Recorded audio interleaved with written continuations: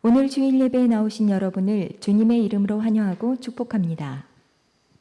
전 성도 성경읽기 캠페인에 모두 동참합시다. 이번 주 성경읽기 범위는 갈라디아서 1장부터 예배소서 6장입니다. 좌석수 10% 범위 내에서 교육부서 포함 모든 성전 예배가 진행되고 있습니다. 예배 회복과 참석을 위해 힘써 주시기 바랍니다. 이번 주일은 추석 명절로 인하여 전 성도 연합예배로 드려집니다. 안전하고 풍요로운 명절을 보내시고 가정 내 중요한 일이 있으신 분들은 교회로 연락을 주시기 바랍니다. 9월 20일부터 22일까지 3일간 새벽 예배와 수요 예배는 없습니다. 이번 주 교회 총소는 4셀입니다. 이상으로 교회 소식을 전해드렸습니다. 하나님이 주신 말씀 히브리서 13장입니다. 히브리서 13장 13절에서 16절까지 같이 합독하시겠습니다. 13절부터 16절까지 같이 합독하시겠습니다. 그런즉 우리도 그의 치욕을 짊어지고 영문 밖으로 그에게 나아가자. 우리가 여기에는 영구한 도성이 없으므로 장차 올 것을 찾나니 그러므로 우리는 예수로 말미암아 항상 찬송의 제사를 하나님께 드리자. 이는 그 이름을 증언하는 입술의 열매니라. 오직 선을 행함과 서로 나누어 주기를 잊지 말라. 하나님은 이 같은 제사를 기뻐하시느니라. 아멘. 할렐루야. 만군의 여호와 하나님 아버지, 은혜 가운데 우리를 인도해 주시고 주권자로 섭리하셔서 또 추석 명절을 앞두고 이렇게 예배를 드립니다. 이 시간 주의 영이 함께해 주셔서 성전에서, 가정에서, 각자 위치에서 예배 드리는 사랑하는 성도들 일일이 기억하여 주옵시고 한 심령 한 심령 어루만져 주옵시고 예배에 집중하여 은혜 받고 세임을 얻도록 축복하여 주시옵소서. 예수님 이름으로 기도합니다. 아멘. 오늘 하나님께서 우리에게 주신 이 본문 말씀으로 거룩한 의무이라는 제목으로 말씀을 선포합니다. 이번 주 화요일이 추석 명절이라서 많이들 분주할 겁니다. 작년에도 추석 명절을 제대로 세지 못했어요. 코로나 때문에 그러는데 올해도 역시 마찬가지인 것 같습니다. 조금 아마 올해는 많은 분들이 고향을 찾을 수 있을 것인데 조심스럽게 잘 다녀오시고 또 건강하고 행복한 그런 명절이 되시기를 주의 이름으로 소망합니다. 오늘 하나님께서 우리에게 주신 본문 말씀은 성도들에게 당연히 해야 할 일이 있다. 이 의무란 말이 그런 뜻이거든요. 당연히 해야 될 일이다. 그 당연히 해야 할 일이 뭐냐? 13절부터 14절을 통해 읽혀주시는 진리는 주님 고난에 동참하는 의무다. 이렇게 말씀을 합니다.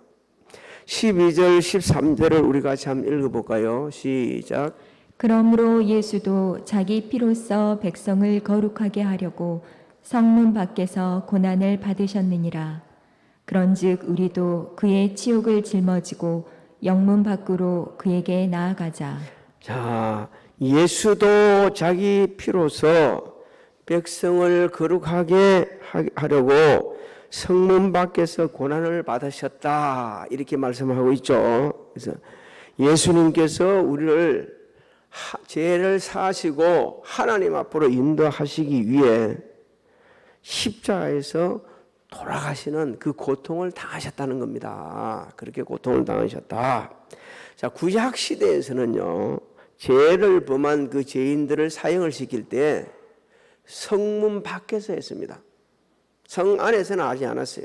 왜냐하면 그 죄를 짓고 사형당하는 자들의 그 피가 거룩한 그 성 안에를 갖다 더럽힌다 이래 해가지고서 그래서 이제 밖에서 이제 사형 집행을 했어요. 예수님은 우리 죄를 대신 지시고 성문 밖 예루살렘 성 밖에 있는 골고다 언당에서 십자가에 달려 돌아가셨습니다. 그래서 그렇게 이제 이 은혜를 이제 쭉 말씀해주고 우리가 왜 주님 고난에 동참하는 그런 섬김, 그런 헌신을 해야 하는가? 예수를 읽게 해주죠. 우리도 그의 치욕을 짊어지고 영문 밖으로 그에게 나아가자. 이렇게 말씀하고 있지 않습니까?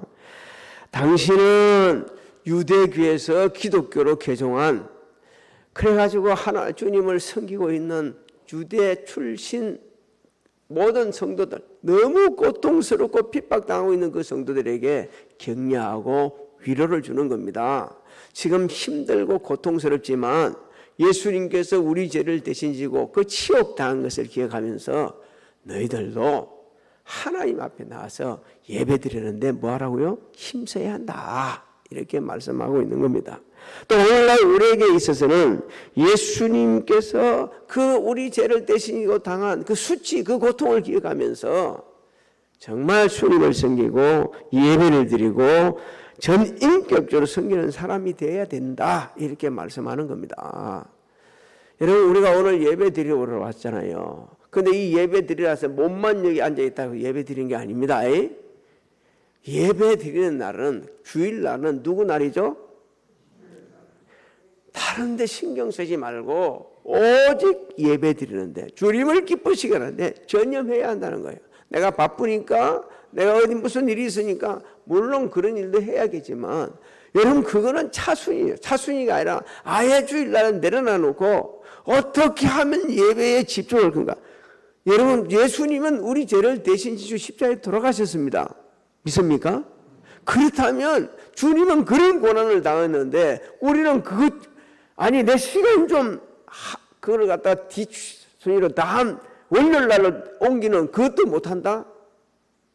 이건 뭐가 잘못된 거 아니겠어요? 그래서 하나님께서는 오늘 우리에게 말씀하시는 거예요.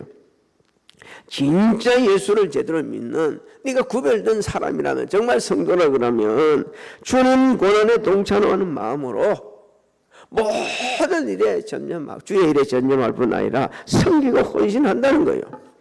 예수님께서 우리에게 말씀해 주셨습니다. 예수님을 따르는 자들은 자신을 부인하고 날마다 자기 십자가를 지고 주님을 따르라, 이렇게 말씀하셨어요.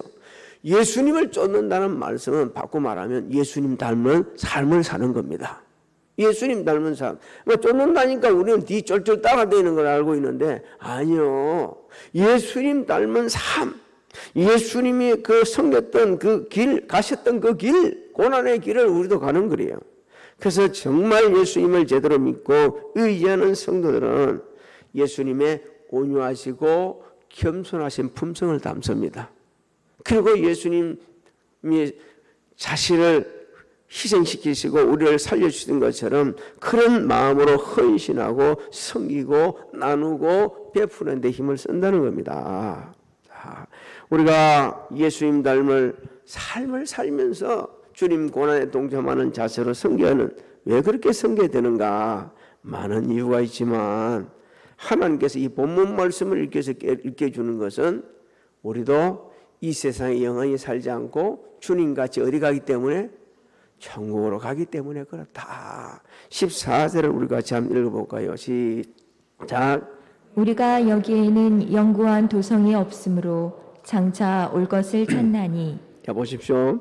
히브리서 기자는 말합니다. 여기에 뭐가 없다고요? 영구한 도성이 없다고 하지 않습니까? 영구한 도성이라는 것은 하나님께서 우리를 위하여 약속하시고 예비해 놓으신 천국입니다.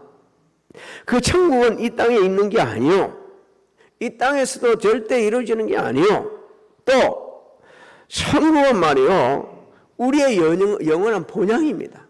성도들이 가야 될 본향. 우리는 명절에 고향 갑니다. 육신의 고향을 가요. 그 육신의 고향을 한 번씩 보게 되지면, 요즘에는 인터넷이 잘 돼 있고, 그리고 웬만한 방송국에서 자신이 살던 그 고향을 촬영해 가지고 유튜브에다 띄워놓습니다. 그러면 그 찾으면 나오거든요. 그걸 한번 보게 되면 너무너무 좋고, 어릴 때 놀던 모습도 어릴 때 아유 저기가 저렇게 돼 있었네 이렇게 하면서 보면서 굉장히 감동을 받거든요. 그런데 하나님께서 우리를 위해 예비해 놓으신 천국은 이 육신의 고향과는 비교도 안 된다고 말씀하고 있습니다. 여러분 읽어봅시다. 요한계시록 21장 21절로 23절 읽어봅니다. 시작. 그 12문은 12진주니 각 문마다 한 개의 진주로 되어 있고 성의 길은 맑은 유리 같은 정금이더라. 성 안에서 내가 성전을 보지 못하였으니 이는 주 하나님 곧 전능하신 이와 및 어린 양이 그 성전이심이라. 그 성은 해나 달의 비침이 쓸데없으니 이는 하나님의 영광이 비치고 어린 양이 그 등불이 되심이라. 할렐루야. 우리 저곳을 다 가야 합니다. 그 길을 걸을 때에 어이구 권사님 오실 줄 알아서 이래야 되지.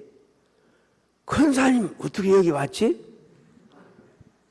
장로님 어떻게 여기 오셨어요? 목사님은 더움도 어떻게 오셨어요? 이러면 안 되고 우리 모두 그곳에 갈 겁니다. 할렐루야. 그렇다면 말이요, 우리가 주의 일을 하면서 오는 고난이 있거든요. 이럴 때 어떻게 됩니까? 주님께서 우리를 하나님이 예비해 놓으신 그 천국으로 인도하시기 위해서 그 열어주시면서 고난당할 것을 기억하면서 오히려 고난당할 때 기뻐하고 감사할 수 있기를 주의 이름으로 축복합니다. 주님께서 말씀하셨어요. 나로 말미암아 너희를 욕하고 박해하고 거짓으로 너희를 거슬려 모든 악한 말을 할 때는 너희에게 복이 있나니 기뻐하고 즐거워하라. 하늘에서 너희의 상이 큼이라. 너희 전에 있던 선지자들도 이같이 박해하였느니라. 이리 말씀하고 있습니다. 자, 한번 생각해 봅시다. 우리가 주님 예수 안 믿었으면 듣지 않을 욕이 있어요. 목회 안 했으면 욕 안 들어요. 사모 안 했으면 욕 안 들어요. 권사 아니고 장로 아니면 욕 안 들어요. 그런데 교회 다닌다고 목회자라 해가지고 사모라 해가지고 권사를 장로 해가지고 집사를 욕을 엄청 실이 듣는단 말이에요. 근데 그럴 때 뭐라 하냐면 기뻐하라는 거예요. 왜? 그 욕을 듣는다는 것은 우리가 똑바로 섬기고 있다는 겁니다. 할렐루야. 하나님을 기쁘시게 하는데 세상 관점과는 다른 관점에서 살고 있고 헌신하고 있다는 거예요. 우리는 상급받지만 그렇게 막 욕하고 온갖 핍박당하고 거짓말하고 거스르는 그런 자들은 심판이 있습니다. 그렇기 때문에 그들 대항할 필요 없어요. 맞서 싸울 필요 없어요. 오히려 그들을 위해서 기도해 줘야 되는 겁니다.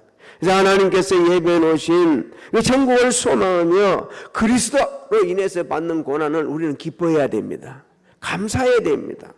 오히려 예수님의 이름으로 하나님께 영광을 돌리는 기회를 삼아야 한다. 베드로전서 4장 16절로 18절 19절에 말씀하고 있습니다. 같이 읽습니다. 시작. 만일 그리스도인으로 고난을 받으면 부끄러워하지 말고 도리어 그 이름으로 하나님께 영광을 돌리라. 하나님의 집에서 심판을 시작할 때가 되었나니 만일 우리에게 먼저 하면 하나님의 복음을 순종하지 아니하는 자들의 그 마지막은 어떠하며 또 의인이 겨우 구원을 받으면 경건하지 아니한 자와 죄인은 어디에 서리요. 그러므로 하나님의 뜻대로 고난을 받은 자들은 또한 선을 행하는 가운데 그 영혼을 미쁘신 창조주께 의탁할지어다. 할렐루야. 여러분 예수 믿는 사람 그리스도인으로 해서의 고난을 당할 때 너무 감사하시고 또 그냥 괜시 영혼만 구원받는 그런 참 어떻게 하면 너무 불행하고 너무 안 된 그런 사람 되지 말고 하나님께서 내가 너희 하나님 되는 것을 너무 기뻐 여긴다. 내가 너를 구원해 주기 위해서 말이요. 이렇게 너를 기다리고 있었다고 하는 그 음성을 들으면서 천국에서 영원히 살 수 있는 여러분들이 되시기를 주의 이름으로 소망합니다. 두 번째로 우리에게 주시는 의무는 찬송과 선한 행실로 산 제사를 드리는 의무다. 이것을 이렇게 주고 있습니다. 15절을 한번 읽어볼까요? 15절 시작. 그러므로 우리는 예수로 말미암아 항상 찬송의 제사를 하나님께 드리자. 이는 그 이름을 증언하는 입술의 열매니라. 그 이름을 증언하다. 이 증언하다는 단어적 의미는 고백하다, 찬미하다, 감사하다 이런 뜻입니다. 이 구약에서 이 증언하던 단어가 쓰여질 때는요, 어떤 대상을 찬양하고 자랑하고 기뻐할 때 사용되어졌어요. 그렇다면 하나님께서 이 말씀을 오늘 우리에게 주신 뜻은 무슨 뜻일까요? 예수 그리스도 이름으로 모든 성도들은 하나님 앞에 참된 신앙 고백을 하는 겁니다. 그 참된 신앙 고백 속에서 하나님을 찬양하는 겁니다. 하나님께 감사하는 것입니다. 하나님 앞에 예배를 드리는 겁니다. 우리가 드리는 예배는요, 정말 전인격적으로 드리는 예배는 이 세상에서 가장 하나님 앞에 최고로 헌신할 수 있는 최고의 헌신의 자리입니다. 그러니까 예배를 여러분 우습게 여기면 안 되는 거예요. 가볍게 여기면 안 되는 거예요. 그냥 다시 한 번 말씀드릴게요. 내가 온 것으로, 예배당에 앉아있는 것으로, 성전에 있는 것으로 이렇게 만족하면 안 되는 거예요. 예배를 드리기 위해서 하나님 말씀하십니다. 기억하여 거룩하게 지키라 그러냐. 일주일 내내 내 삶이 예배에 초점을 맞춰가지고, 그래서 기억하여만이 구별된 예배를 드릴 수 있다 이 말입니다. 구별해서 드릴 수 있다는 거예요. 그래서 예수 그리스도 이름으로 항상 하나님 앞에 신앙 고백을 하는 사람들, 그렇게 신앙 고백을 하려고 하니까 우리가 쉽게 알아듣기를 베드로가 고백한 것밖에 안 기억하는데, 아니요. 하나님, 오늘 내가 일어서서 잠자리에서 일어서서 그리고 이렇게 나와 추석 명절 미팅인데도 불구하고 나 예배 드릴 수 있는 것은 하나님의 은혜입니다. 이게 신앙 고백이요. 이것이 하나님을 찬양하는 거예요. 오늘 우리 성도들과 함께 이렇게 예배를 드릴 수 있게 자리에 나 같은 죄인이 있을 수 있어서 너무 감사합니다. 주님의 은혜입니다. 주님을 찬양합니다. 이게 신앙 고백이고 주님을 찬양하는 겁니다. 10편 104편 33절 34절을 우리 읽어볼까요? 시작. 내가 평생토록 여호와께 노래하며 내가 살아있는 동안 내 하나님을 찬양하리로다.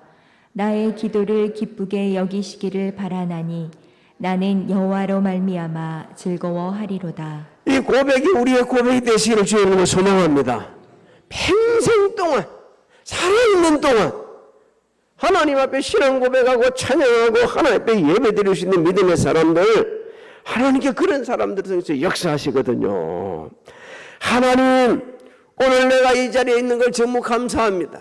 이번 명절에도 고향은 가지 못하지만 이렇게 아름답게 예배 드리면서 주변과 함께 우리 가족과 함께 이렇게 살 수 있게 너무 감사합니다. 하나님 찬양하는 거예요. 찬송만 불러 찬양하는 게 아니고 내 삶이, 내 신앙 고백이 하나님을 찬양하는 겁니다. 우리 교회를 여기까지 인도해 주셨고 우리 성도들을 여기까지 인도해 주시고 코로나19 가운데도 지켜주시고 낙심하지 않고 자살하지 않고 하나님 앞에 예배드리며 헌신하며 섬기며 드리며 이렇게 살 수 있는 것 하나님의 은혜였습니다. 할렐루야. 이것이 찬양이고요, 이것이 신앙 고백인 겁니다. 그렇다면 이런 고백으로만 끝나야 되느냐? 아니요. 이런 고백으로 끝나서는 안 된다는 겁니다. 삶의 고백도 있어야 된다고 말씀하고 있습니다. 하나님을 찬양하고 하나님을 경배하는 삶의 고백, 이 고백이 우리가 있어야 되는데 이것이 성도의 의무다. 16절을 한번 읽어볼까요? 16절 시작. 오직 선을 행함과 서로 나누어 주기를 잊지 말라. 하나님은 이 같은 제사를 기뻐하시느니라. 본절에서 선을 행하다는 것은 당시 헬라 사회에서 적용되는 단어인데, 다른 사람을 해치지 않고 오히려 다른 사람을 배려하고 그리고 친절하게 대해주는 것, 이것을 가르쳐서 그렇게 말해 선을 행한다 이렇게 얘기했습니다. 뭐 오늘날 그런다 해서 전혀 오늘날 우리에게 적용한다 해가지고 잘못된 것도 아니요. 다른 사람을 배려해 줄 줄 알고 친절하게 대해주고, 그 고향 가는 길에 말이요, 차가 복잡할 때 들어오겠다고 이야기하면 먼저 들어가라고 되어주고, 너무 급하게 말고 말이야 차분차분 가다 보면 길이 열려서 쫙 빠질 때도 있고 그렇지 않나요? 그리고 또 말이요, 나눠주기를 잊지 말라는 것은 다른 사람의 필요를 채워주라는 겁니다. 다른 사람의 필요를 채워줘. 이게 삶의 열매입니다. 그리고 우리 성도들이 삶으로 드리는 예배인 것이요. 다른 사람을 친절하게 해주고 배려해주고 필요한 것을 채워주는 것. 여러분, 우리는 채워주라고 그러면 돈 빼기 생각 안 하는데, 아니요. 영적으로 채워줘야 될 게 있습니다. 정신적으로 채워줄 것도 너무 많습니다. 함께 있어주는 것까지도 채워주는 게 될 수 있어요. 그래서 주님은 말씀하셨습니다. 우는 자와 함께 울고 웃는 자와 함께 웃는 것 이것이 채워주는 거예요. 오늘 성경에서 읽혀주는 말씀을 기억해야 됩니다. 하나님께서는 다른 사람을 배려하고 또 필요를 채워주는데 특히 성도들에게 먼저 그렇게 해라 이렇게 말씀합니다. 갈라디아서 6장 9절로 10절을 우리 같이 읽어볼까요? 시작. 우리가 선을 행하되 낙심하지 말지니 포기하지 아니하면 때가 이름에 거두리라. 그러므로 우리는 기회 있는 대로 모든 이에게 착한 일을 하되 더욱 믿음의 가정들에게 할지니라. 한번 생각해 보세요. 선을 행하는 데는 반드시 수고와 헌신의 대가가 따릅니다. 그렇다면 힘이 들어요. 막 고통스러울 수 있어요. 그럴 때 포기하지 말라는 거예요. 계속 하라는 겁니다. 기회 있는 대로 해야 됩니다. 이 기회 주실 때 놓치버리면 할 수가 없어요. 한 번도 선한 일을 해보지 못하고 생을 마칠 수도 있는 겁니다. 너무 불행한 거예요. 그런데 잊지 마십시오. 주의 성도들에게 먼저 할 수 있기를 주의 이름으로 소망합니다. 우리는 어디까지 같이 갈 겁니까? 하나님 나라 같이 갈 거예요. 다윗 왕이 아들 압살롬 반역으로 피난길을 맨발로 갈 수밖에 없는 그 아주 급박한 상황이었어요. 그 뒤에 따르는 사람들도 울고 가는데 심의는 나가지고 왕한테 죄를 뿌리고 티끌을 날리면서 온갖 저주를 당합니다. 그런 상황 속에서 마하나임에 도착을 합니다. 그때 마하나임에 도착했을 때에 암몬 족속 중에 소비, 마길, 바르실레가 잠자리 음식을 갖고 나가지고 왕과 그 백성들을 위로를 합니다. 그 상황 좀 한번 볼까요? 사무엘하 17장 27절로 29절 읽어봅니다. 시작.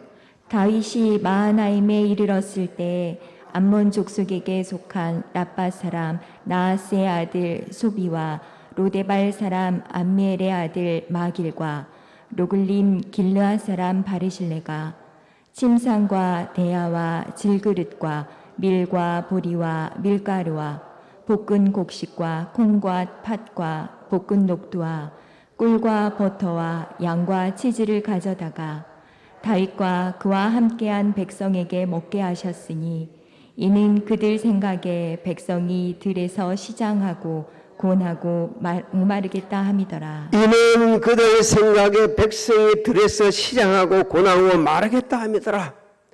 여러분 이 말씀을 우리는 주목해야 됩니다. 남의 필요를 채워주는 사람들은 그들 생각에 백성이 들에서 시장하고 고나고 목마르겠다고 생각하는 사람, 바꿔 말씀드리면 다른 사람의 그 고난스러운 상황을 이해하고 마치 내가 당하는 고난을 여기는 사람만이 필요를 채워줄 수 있는 겁니다. 아무나 남의 필요를 채워주지 못하는 거예요. 당시 다윗을 잠깐 생각해 보십시오. 아들한테 쫓겨가지고 살기 위해서 도망을 치는 상황입니다. 그런 기막힌 상황이 어디 있겠어요?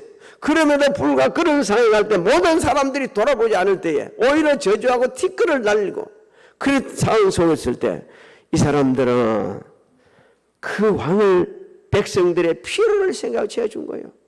여러분 한 번쯤 다른 사람들의 고통스러운 그 현실을 한번 생각해 보았나요? 명절 때 가족들이 모였을 때 그 형제들이 고난당하고 힘든 가운데 살아온 가정을 한 번쯤 생각해 보셨습니까? 그렇다면요, 그런 상황 속에서 힘든 형제가 있을 때는 아무도 모르게, 오른손이 하는 게 왼손이 모르게 그 고통을 헤아려가면서 도와주고 채워주는 사람, 하나님께서는 은혜를 베풀어 주십니다. 왜 우리가 그렇게 해야 되냐? 누가 이렇게 물으면 똑같이 우리 고생했는데 왜 그래야 되냐? 이렇게 묻는다면 하나님께서 우리의 가진 모든 것을 공급해 주셨고 또 하나님께서 우리를 선한 청지기로 세워주셨기 때문에 우리는 그렇게 해야 한다는 겁니다. 베드로전서 4장 10절로 11절을 우리 한번 읽어볼까요? 베드로전서 4장 10절로 11절 안 떴습니까? 그러면 제가 읽어드릴게요. 각각 은사를 받은 대로 하나님의 여러 가지 은혜를 맡은 선한 청지기같이 서로 봉사하라. 만일 누가 말하려면 하나님의 말씀을 하는 것 같이 하고 누가 봉사하려면 하나님이 공급하시는 힘으로 하는 것 같이 하라. 이는 범사에 예수 그리스도로 말미암아 하나님이 영광을 받으시게 하려 함이니 그에게 영광과 권능이 세세에 무궁하도록 있느니라. 아멘. 여러분, 우리는 내가 영광 받으려고 하는데 내가 영광 받으려고 하지 말고 누가 받아야 돼요? 하나님이 받으시도록. 그렇게 우리가 선한 청지기자를 섬길 때에 하나님께 우리를 통해 역사를 하시고 영광을 받으시고 모든 사람의 그 은혜로운 영향이 계속 파급되어 가게 되어 하는 것입니다. 사랑하는 성도 여러분, 하나님께서는 우리하여 천국을 예비해 놓으셨습니다. 확신하십니까? 우리는 그에 가야 돼요.